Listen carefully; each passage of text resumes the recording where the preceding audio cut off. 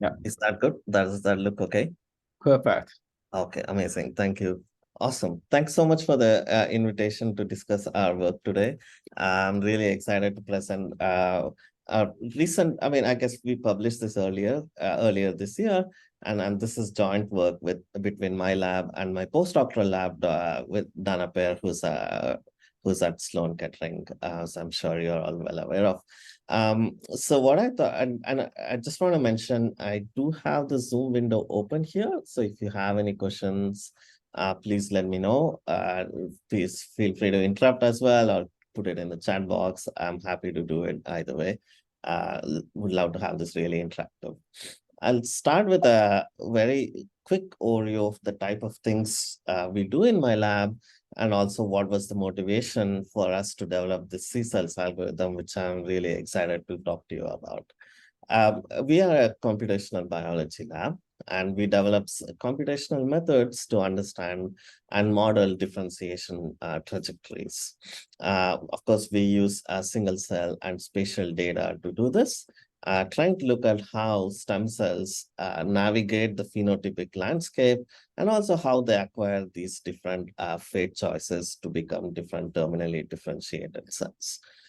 And and of course, this in the realm of healthy differentiation, but we are also super interested in understanding how these healthy differentiation trajectories are altered, where biases are changed or things are modified under disease trajectories.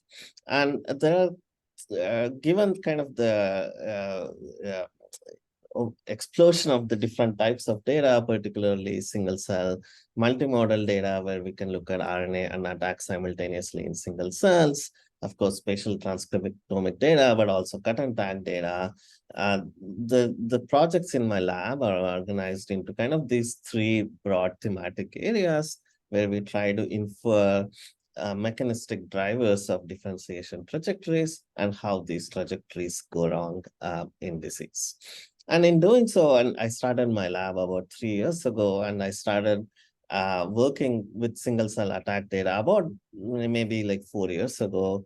And I think, as you well appreciate, one of the issues with these type of data sets is it's extremely sparse. And when it is sparse, and doing any kind of robust statistics at the single cell level became extremely hard. So we needed some kind of in-between representation where we are not just looking at almost pseudo bulk level estimates, but not also single cell level, something intermediate. And that was really the start of this study, which we called SEACells. It's a method to infer metacells, as we'll talk about. And as I mentioned right at the top, this is joint work between my lab and the Dana Pear lab, where I did my postdoctoral research, postdoctoral fellowship. And this work was led by a super talented graduate student in Dana's lab, Sitara Prasad, and she was assisted in some aspects of the attack analysis with Christine Dean, who is a bioinformatics analyst in my lab, but now she's a graduate student at Yale. Okay, great. So as a way of introduction, this is a data set I'll be going back to quite a bit.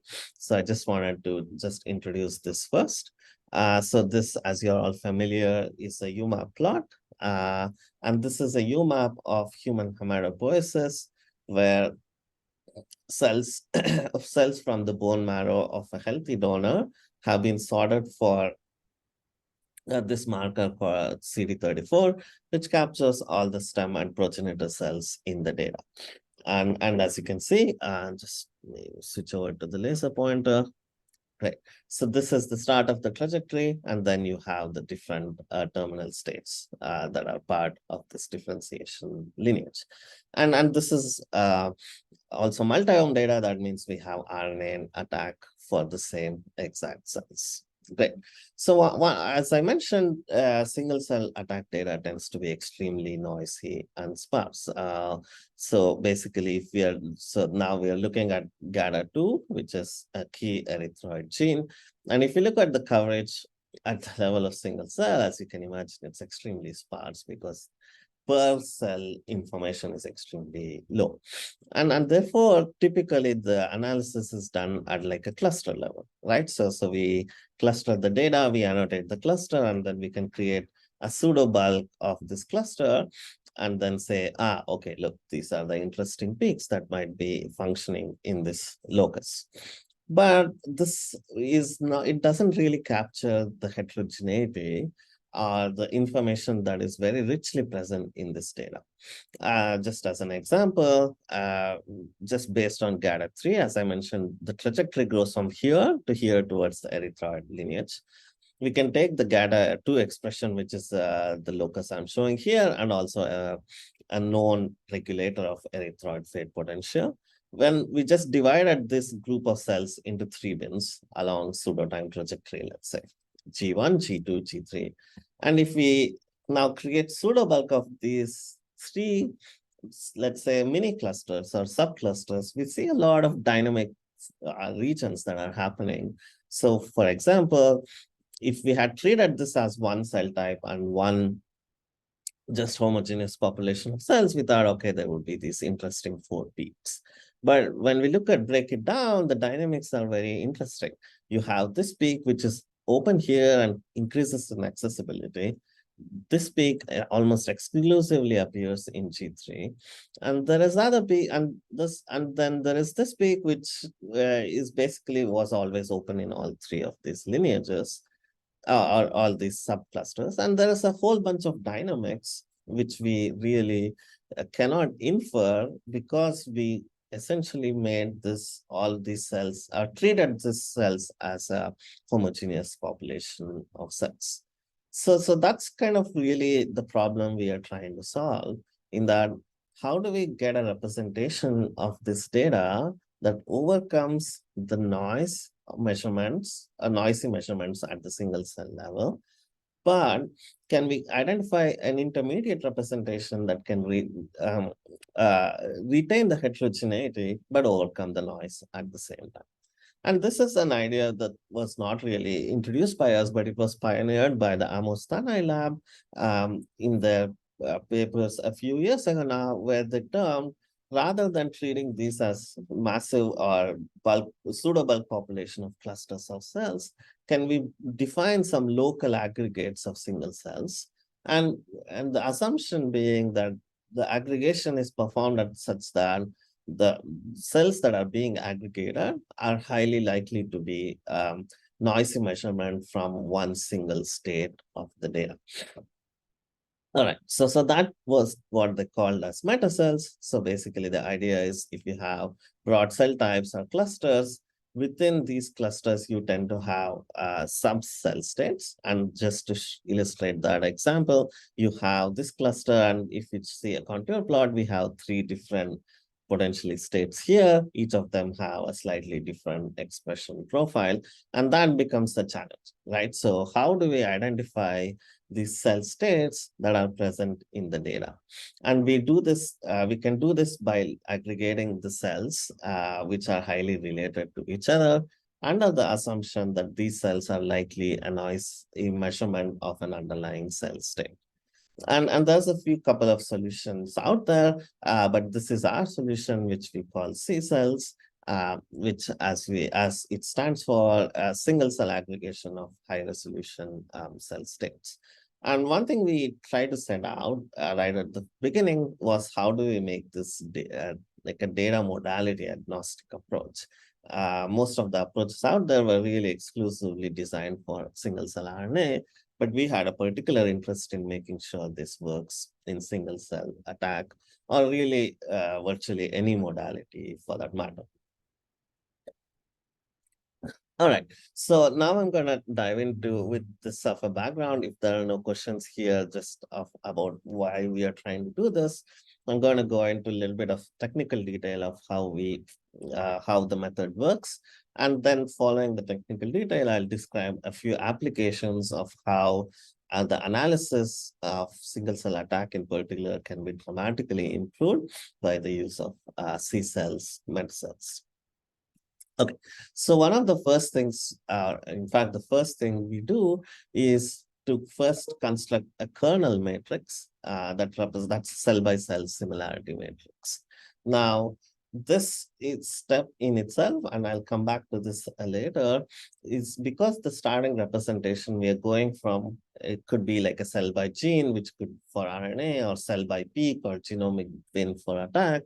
We do the appropriate pre-processing, and then we define a cell-by-cell similarity or a kernel matrix.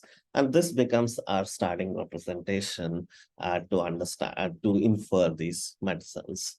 And a specific detail here is we use an adaptive Gaussian kernel, and this ensures that we can correct for the densities that can be very different in this data.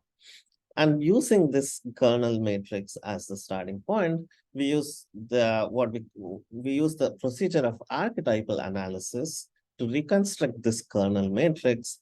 And in doing so, we are able to recover these metacells or aggregates, which we can then group together.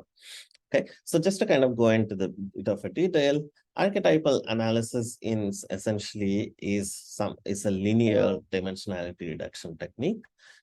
In our case, we are trying to reconstruct the kernel itself. So all of the nonlinear relationship between cells is already encoded in the kernel matrix. And then we try to build that back using a small linear combination. So just to expand on this a bit more, if X is our kernel, in this case, it's shown as a rectangular matrix, but imagine it's a square matrix, which is the dimensionality of which is cell by cell. We then break this down into two matrices such that the kernel matrix X can be reconstructed as a dot product of B and A.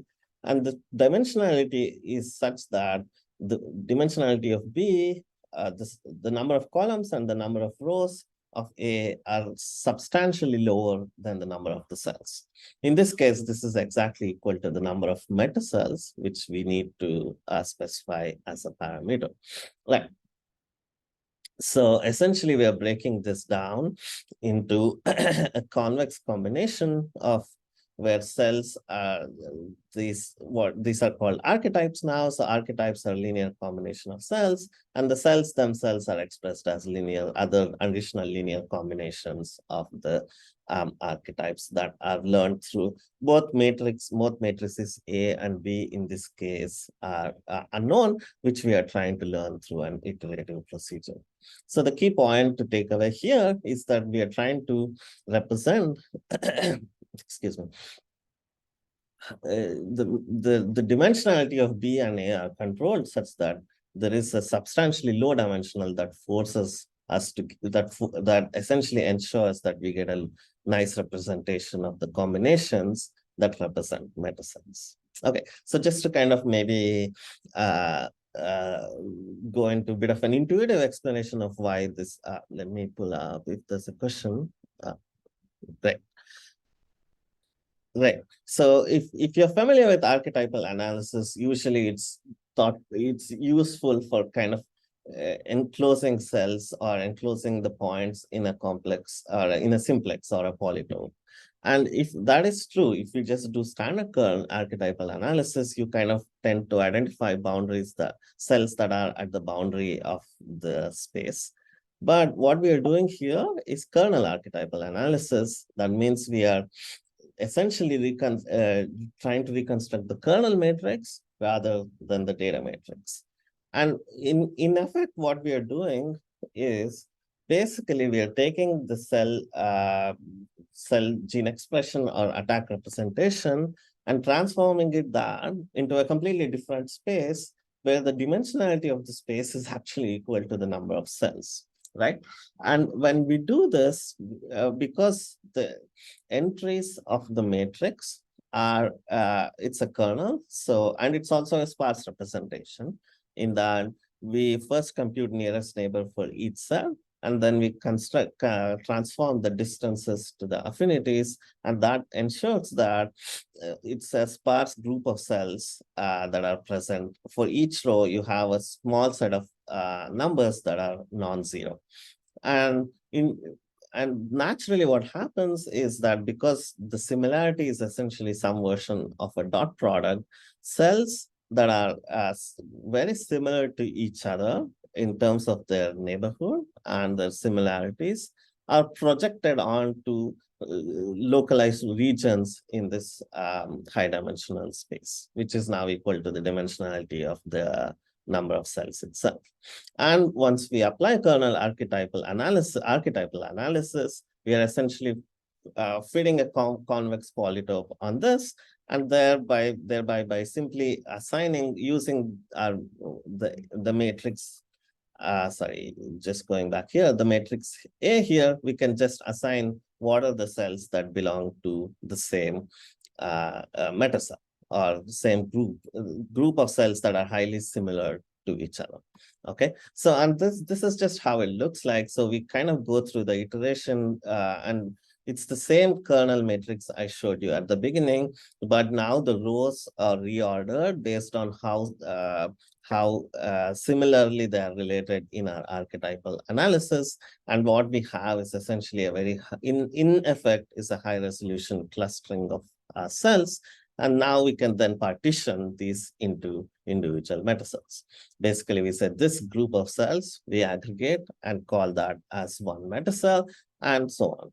The number of metacells, as I mentioned, is a user-specified parameter. And essentially, what we have at the end is this essentially a partitioning of cells that gives us a robust representation of the different cell states that are present in the data.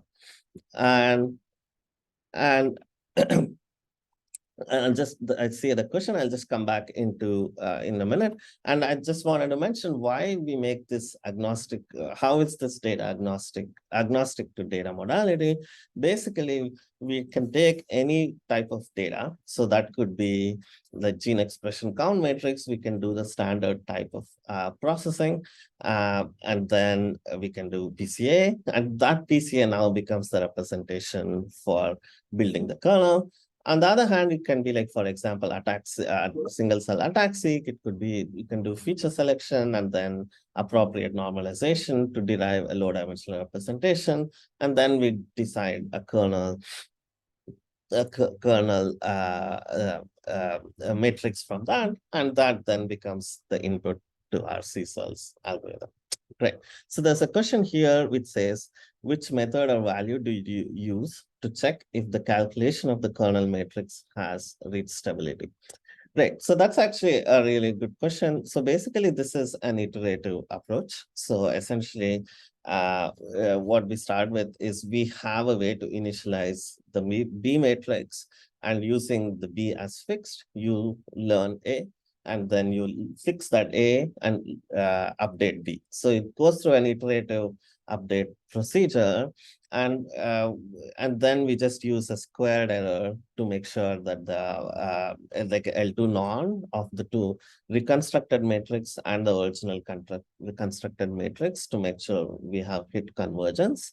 And this is based on epsilon of 1.1 E minus 4 or something like that. But we see that the convergence hits very, very quickly in general. But yeah, so it's a L2 norm between the reconstructed matrix and the original matrix. Great. Hope the method was approximately clear. I'm going to just see if there are additional questions.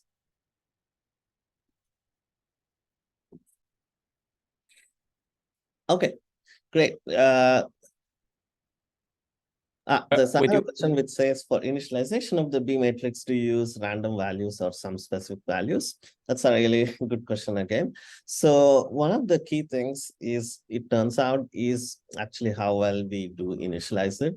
We could initialize it randomly, but it does end up taking a lot more iterations to converge. Basically, what we do instead, we use something called as waypoints.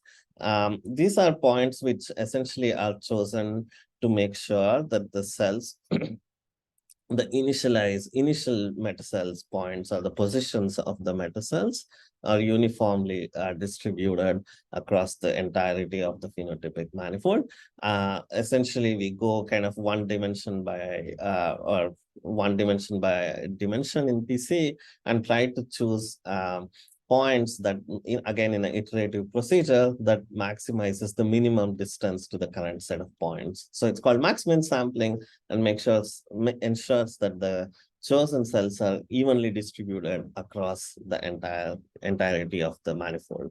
And one key reason why we need to do this is the densities tend to be very different. So if we just do random initialization, you will oversample from high density and undersample from low density.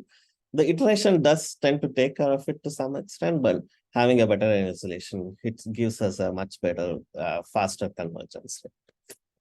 Right. Okay, so far I've only just described kind of the method. Now I want to show, okay, how do we test this works at all? So now I'll just go back to our CD34 data I showed at the beginning. This is now RNA on the left-hand side, attack on the right-hand side. And this is, of course, the cells are colored by cell type, and the metacells are colored by the location of the metacells are pointed on the same UMAP, and they're colored by cell type as well. I mean, I think this is very qualitative, but at least the nice thing is it's really spread across uniformly across basically the entirety of the cell states. And we can look at some key genes which we know how they need to behave, and their behavior along pseudotime is very consistent with what one would expect based on the based on their expected biology. Now, this in itself doesn't say that these metacells are in giving us new information. It's just recovering known biological information. But the fact that they're recovering all the known biological information gives us confidence that we are not sacrificing any information through this aggregation. Right. Now, this is, of course, a continuous data set where things are on a continuous trajectory. What about in a situation where things are more discrete in nature, like, for example, PBMCs? So again, we have the multi-ohm data. This is publicly available from 10x. This is data we generated. Yeah, so again, I think hopefully you can appreciate that these things are evenly distributed here. But one other thing we can measure with this cell type, when the cell types are very clear and discrete, is the cell type purity of the metacells. So the plot on the left shows the number of metacells in each cell type. I think plot on the right shows, okay, we are aggregating, let's say, 20 cells to get a metacell. Then how pure, right? How one would expect that most of the cells, or nearly all of the cells that are being aggregated, belong to the same cell type, especially when it's a discrete set of cells. And that is, in fact, what we see. We see extremely high purity of cells when it comes to PBMCs. So this gives us a lot of confidence that this is actually doing the right thing. And there are a few methods out there, as I mentioned, Metacell, which was introduced by the Amos Tanai group. Then it's a successor, Metacell 2, SuperCell, which in essence is really a very high resolution clustering of the data, because that would be potentially a solution. And as you can see, even just and again, purely qualitatively, SEACells, especially when it comes to attack data, performs much better. Now, this is, of course, very qualitative. So we came up with a whole bunch of metrics. So one, as I mentioned, is cell type purity, right? So how consistent are the cell types within the aggregated metacells? Next, we want metacells to be compact, right? So that the cells within that are being aggregated have to be homogeneous. So we compute this by variance of the different diffusion components that constitute the metacells. And finally, separation, right? So we want the neighboring metacells to be distinct and well separated from another. So it should be highly compact, because we are measuring it as variable. Lower is a better score. Separation should be higher, and cell type should also be higher. Now, without going into kind of excruciating detail of all of the different comparisons we did, basically we looked at both again, a continuous data set, which is CD34, discrete data sets, which is PBMC. We looked at attack, and we looked at RNA. I'm showing compactness and separation here, but the cell type purity is also another metric we used. We also looked at cells that are in the bottom third of the density and top third of the density, and of course, all the cells. And basically across the board, we have, as we basically saw here on the UMAP, even quantitative measures to show that SEACells, metacells outperform uh, existing approaches in all these different metrics. And certainly for RNA, but more specifically for attack. And we are able to do this because we are able to harness data agnostic representation of the kernel matrix without relying on specific type of feature representations. Now, this is just a first point of the summary, but also again, just to I'm happy to go into more detail, but we also perform extensive checks to make sure our results are robust to different parameters, different subsamplings, frequency of cells, and low frequency cells as well. So basically, I hope what I've told you so far and convinced you so far is that SEACells is a really robust method to identify metacells from single cell data in a data modality agnostic manner.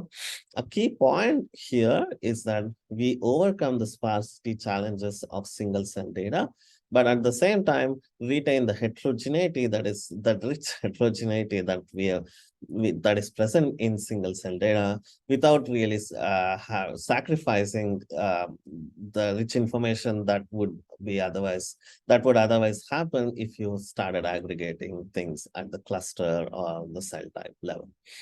All right, so it's going to pause for questions. I'm looking at here. So the next question there is, which method did you use to initialize the number of metacells? Did SEACells can also incorporate in the model so that it can be changed during the iterations? Okay, so I think one of the key issues in terms of incorporating or introducing number of metacells, it's really largely a function of the complexity of the data. I mean, just to make an example, if you have 10,000 cells, but let's say it's from just a resting cell line, probably the number of states you have is quite low. But if you have 10,000, same number of cells from an embryonic development, probably the number of states is extremely high.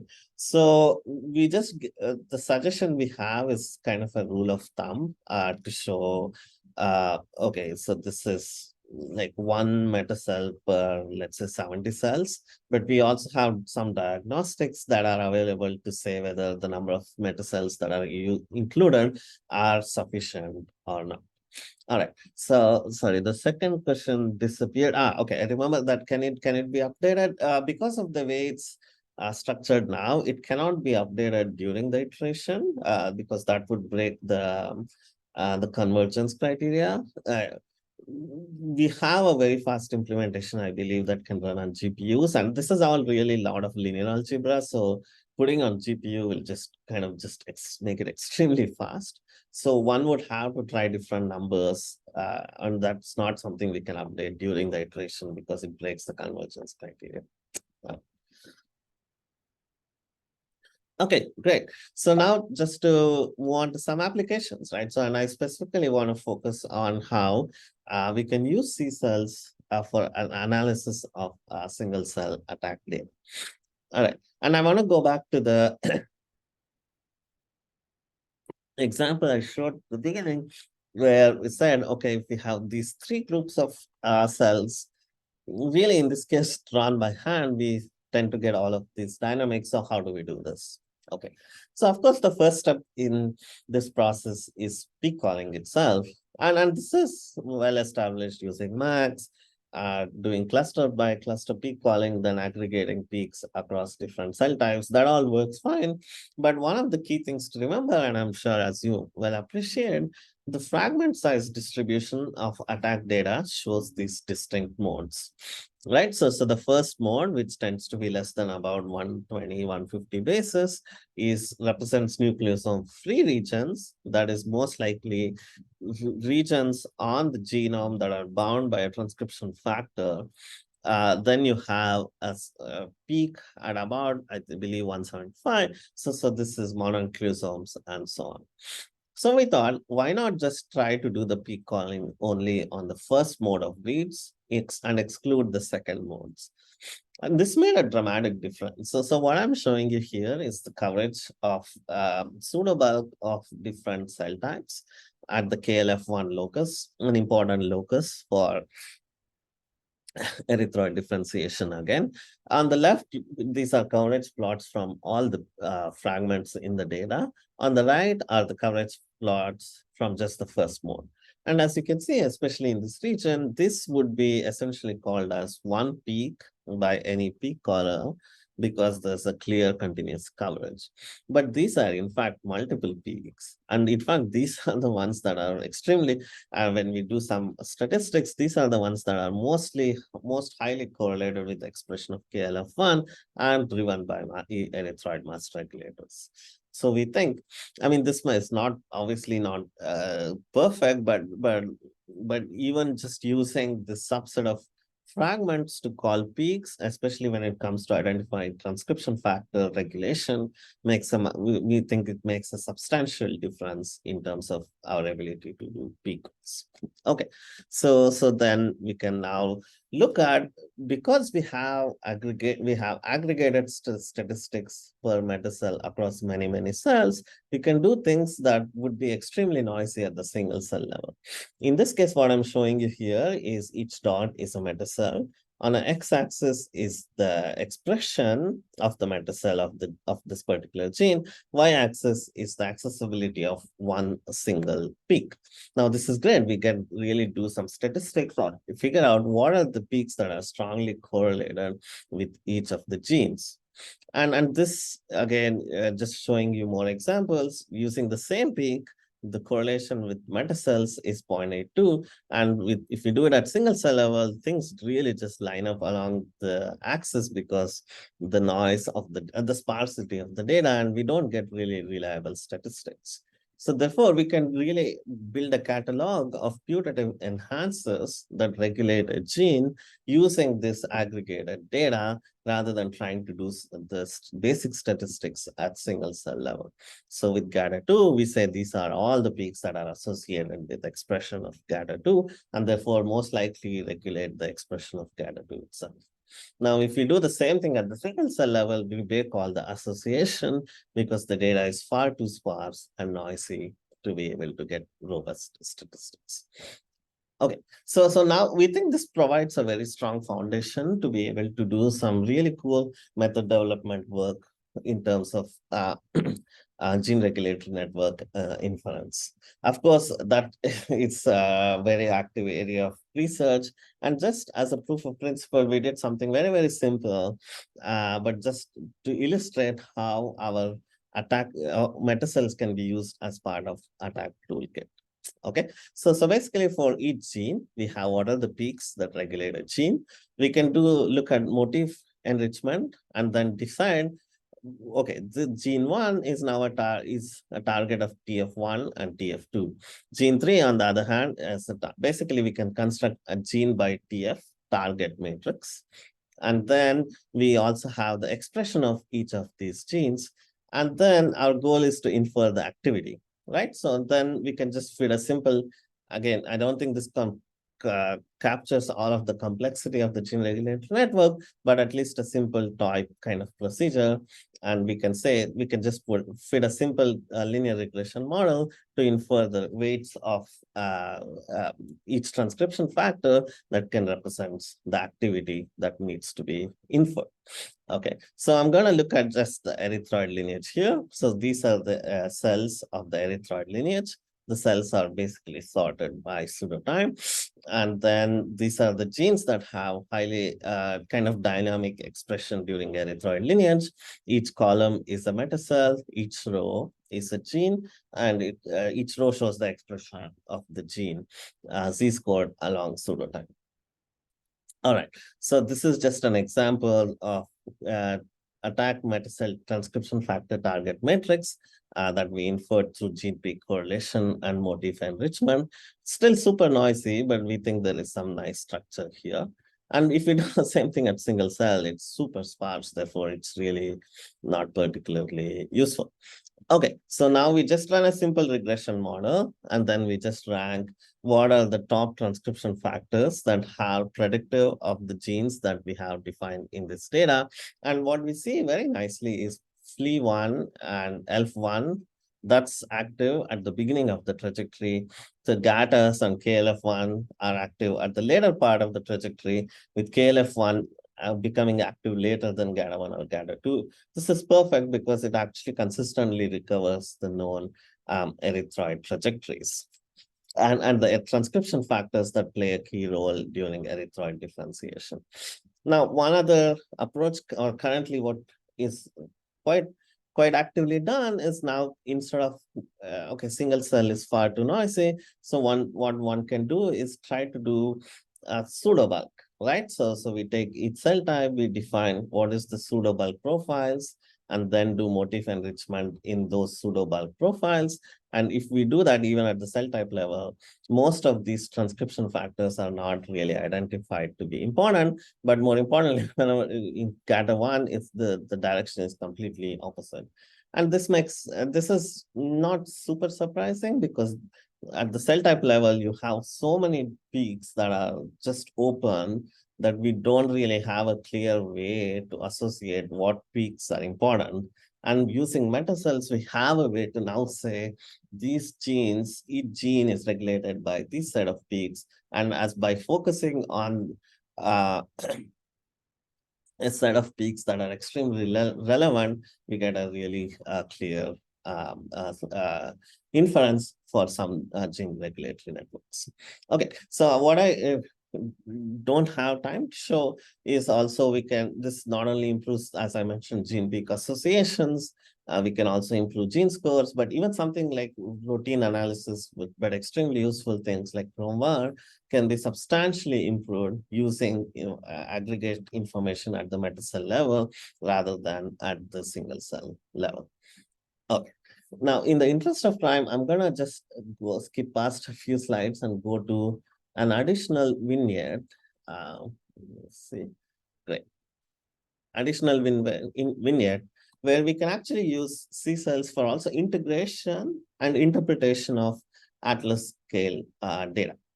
Okay, so basically, whenever we have large scale, like for example, COVID-19, we have cells from multiple individuals, and then the standard analysis we do is to apply some kind of a batch correction and then try to interpret the integrated data at that level.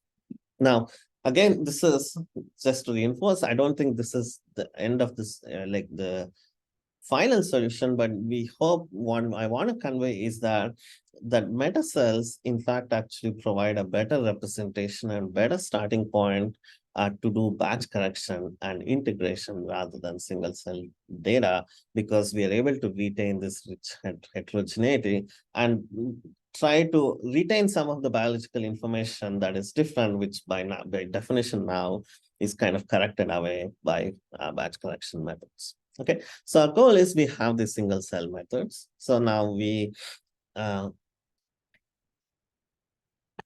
apply SEACells separately for each of these samples. And then that gives us sample level metacells. Now we use metacells, now SEACells metacells as the starting point to do some batch correction. And after we do the batch correction, we can apply SEACells again that will give you what we call as meta square cells that we can use for interpreting what are one, it already gives us the composition, right? So what are the metacells that are composed these meta square cells, and is what fraction, what are the cells that are appearing in COVID or depleted in COVID, like essentially sort of a differential abundance testing. But we can also then try to understand, are there states that are retained through this integration, which would be otherwise lost if we just perform integration directly at the single cell level. Okay, so we took a bunch of healthy individuals and COVID-19 patients. We performed SEACell. We computed SEACells separately for each of these data samples, and then we performed aggregation. And then this is the batch corrected meta cells for across this, I believe nearly 40 patients. Okay, so I want to now zoom in on just a specific set of aggregated meta cells or meta square cells, as we call them, of T cells. Now, I want to focus on these three. As you can, let's focusing on this panel. This shows what is the fraction of the cells that are coming exclusively from COVID-19 patients or from healthy donors. So 0 means those metacells are comprised exclusively of healthy donors, and 1 means these are metacells that are comprised of exclusively of COVID patients, cells from COVID patients. So we had these three here, A, B, C. And what's interesting is if we look at the average time to onset, A comes on early, B comes on in the middle, and C comes on the latest amongst these three. Okay, and then we can perform gene expression analysis and and look at what are the key genes that are enriched here. What's really interesting is all of these genes are very well known in terms of their being representative of very distinct states of T cell function. So what's really cool here is I believe these are associated with early response. This is kind of the inhibition of the response, and then this is the longer term kind of memory response. So now we are seeing emergence of states that are very specifically appearing in COVID, but also as a function of the time of onset that corresponds to very different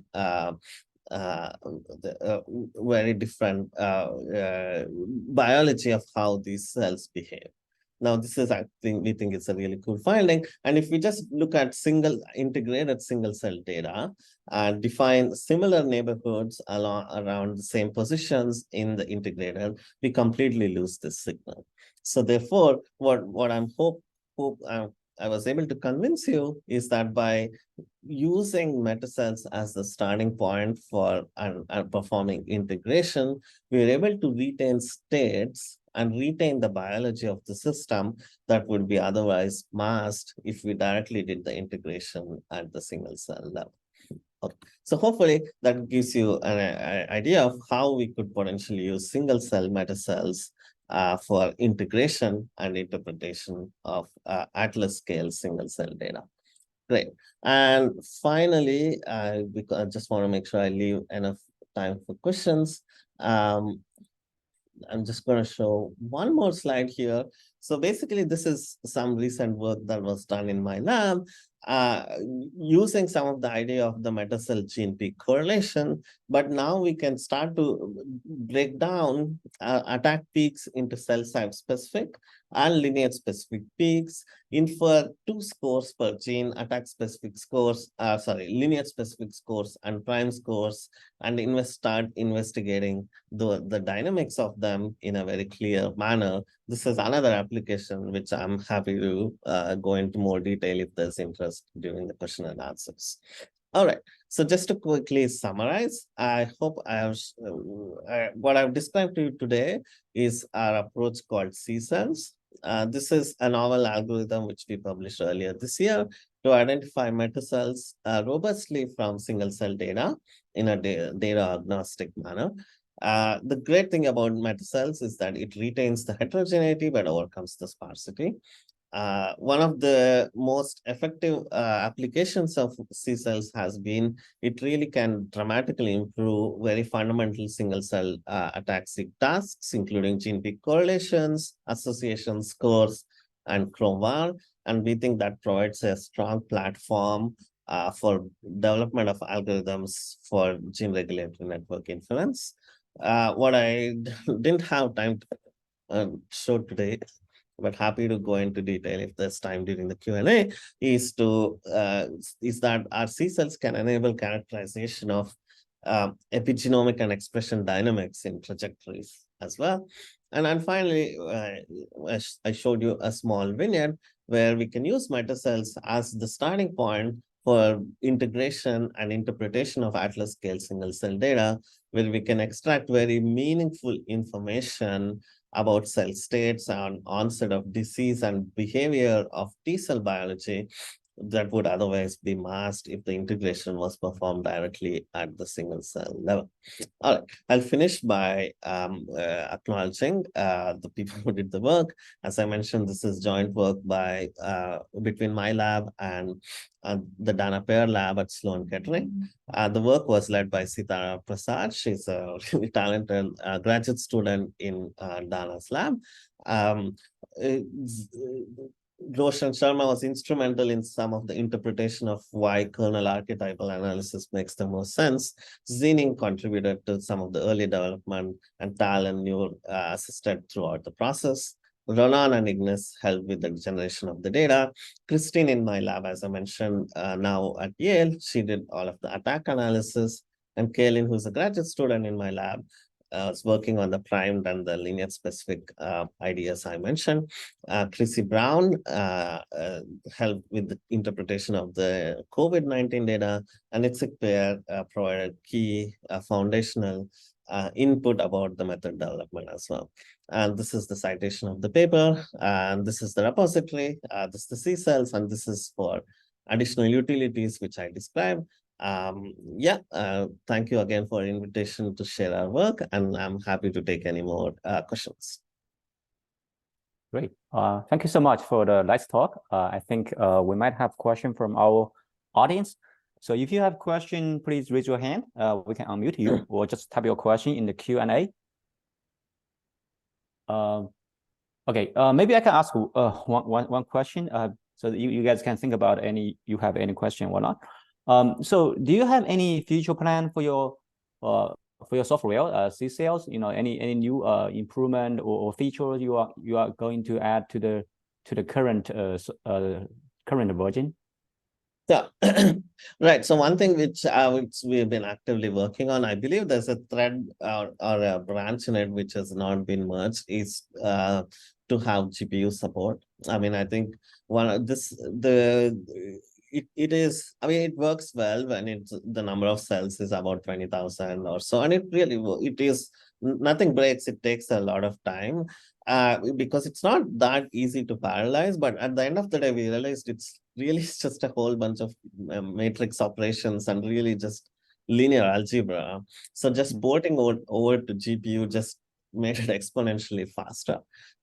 So I think we do have a nice version which seems reasonably stable, but hope we can make it as part of the release very soon. So this is already available on PyPy and all the package managers, but we'll include that as part of the next release as well. Yeah. Great. That would be great. Thank you. Any other question or any other? So Manu, great talk, really fantastic work. May I ask one question? So I say in the evaluation of the algorithm, so when you aggregate the cell into meta cell, you will say kind of a beta association between the ataxic peak and the gene pressure. So I think that's great, but sounds reasonable. So the question is how to determine the number of single cell per meta cell and the number of meta cell per sample. Because I was thinking, you know, if you aggregate more cell into meta cell, with a nice number of meta cell, typically you should get stronger association or stronger correlation, because that's kind of a smoothing of the data, right? So based on your appearance, how to determine the best number of cell per meta cell? Right. I mean, I think that's a really great point. So, right. So one thing, it's a bit tricky in that I think I mentioned this can be, it becomes a function of the data set. I didn't answer it earlier, but one thing we have been playing around is trying to estimate, and it's actually in a different work we did. But I think it makes sense here, is trying to estimate the rank of the covariance matrix itself. right? And then trying to identify the number of like a low dimensional representation or a sparse covariance matrix in this case I think can be used for number of meta cells, where what is the minimum number or the number you need to ensure that the rank of the covariance matrix, which we think can be used as a proxy for the information in the data to be retained, is I think that can be a potential way to kind of in a measure of data complexity. If you had like a whole bunch of homogeneous cells, right? Okay, maybe even if you had 10,000 cells, maybe all you have is basically, I don't know, 5 states, right? So it's possible if it's something super complex, maybe even if it's 10,000, maybe we have 200 or 500 or even 5,000 states, who knows, depending on the complexity. But we think that complexity can be represented in the rank of the covariance matrix. So given the rank of, I think we haven't played around specifically for the meta cells because that's a kind of idea we had in a different setting for a different project, but we are actively exploring it. And maybe that's actually something we can put in the repository, as you mentioned as well. And that can give a nice evaluation, right? So if you evaluate the ranks of the covariance matrix and then kind of figure out what is the minimum rank or what's a sweet spot range of ranks so that we have sufficient cells per meta cell to give some robust statistics, but we also do not sacrifice any information. I think that could be a way to zero in on something more formal rather than something very heuristic we have now. Yeah. Great, thanks. Great. Yeah. Careful. Yeah. Yeah, do you have more questions from the audience? Seems like you know. Yeah.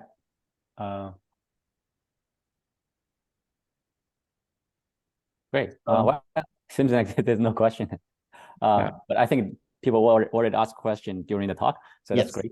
Well, thank you so much for the great talk. I think we look forward to using your tools also. And maybe we will follow up with question. Absolutely. Please, so thank you again for the invitation. It was my pleasure to talk to you all today. And certainly reach out on GitHub or me personally. If you have any questions, I'm always happy to answer and help you get set up if you want to use your tools, if you run into issues, really happy to debug all that. So yeah, please feel free to reach out. And yeah, great meeting you all. Bye-bye. Great. Thank you. Have a nice day. Bye. Yeah.